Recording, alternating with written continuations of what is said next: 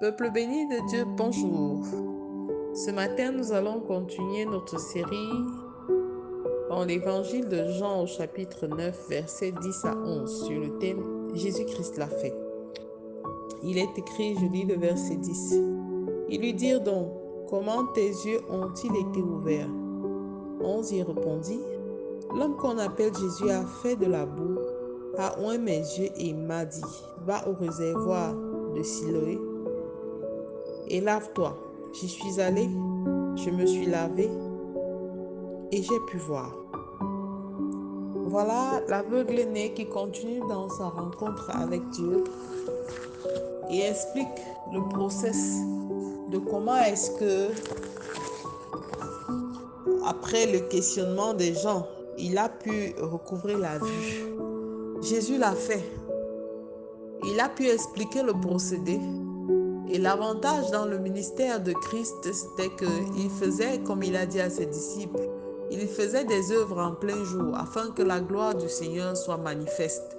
Jésus ne s'est pas caché, il n'a pas accompli des miracles en cachette, mais il a accompli publiquement afin que tous ceux qui étaient autour comprennent avec quelle puissance il agissait et que la puissance de Dieu en lui était palpable.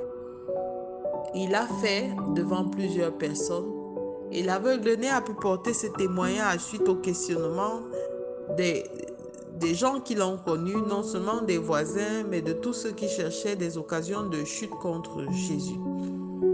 Alors toi qui as depuis un certain temps commencé à marcher avec Dieu, à méditer la parole, à recevoir du Saint-Esprit diverses formes de dons spirituels, il y a des choses qui vont arriver et tu dois être à même de dire c'est Jésus-Christ qui l'a fait.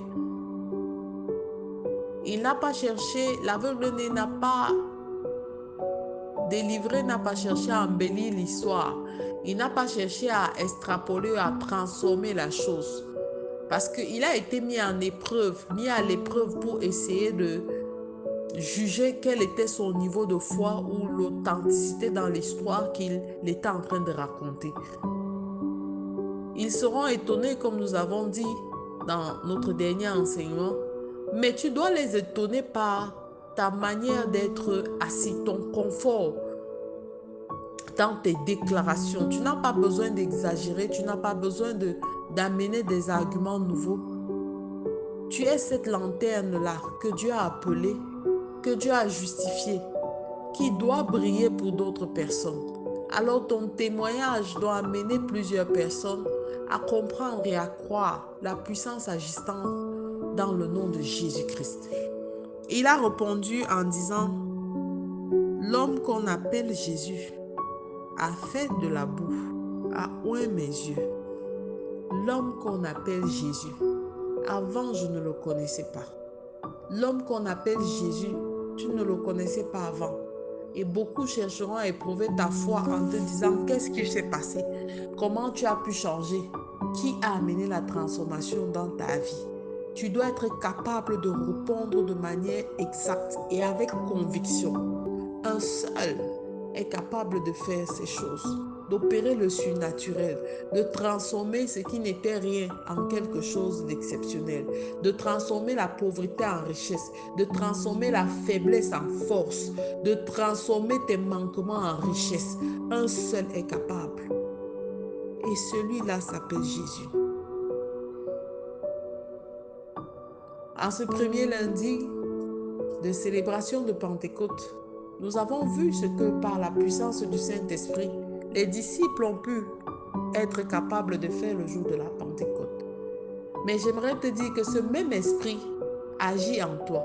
Ce même esprit est disponible. À toi de le mettre, de te servir de lui. L'Esprit de Dieu est là. Il est là parmi nous. Il agit puissamment. Alors commence à parler comme cet aveugle-né qui a été délivré, parce qu'il n'est plus aveugle, il n'est plus malvoyant, ce nom n'existe plus pour lui. Comme cet homme qui a vu en disant Jésus l'a fait. Que ce soit ton témoignage de tous les jours, même si tu n'arrives pas à saisir la réalité de la transformation radicale, Commence à confesser de ta bouche, Jésus l'a fait. Parce qu'il a accompli et il le fera encore. Nous bénissons le nom de notre Seigneur et Sauveur pour tout ce qu'il a fait, pour tout ce que tu ne vois pas, pour tout ce en quoi tu ne peux pas croire. Et nous rendons grâce au Seigneur pour tous ceux qui vont croire au travers du témoignage que tu vas leur porter de ta vie. Et nous rendons grâce à Dieu pour sa présence chaque jour manifeste dans nos vies. Excellente semaine. Que Dieu vous bénisse, que la puissance et l'onction du Saint-Esprit vous accompagnent dans tout ce que vous accomplirez. Et je prie que vous soyez dignes de témoigner et de dire Jésus-Christ l'a fait. Jésus-Christ est ma joie, ma paix. Il marche avec moi tous les jours, il me fortifie. Je suis la révérende Sonia Anthony de la Grace Bible Church. Excellente semaine. Shalom.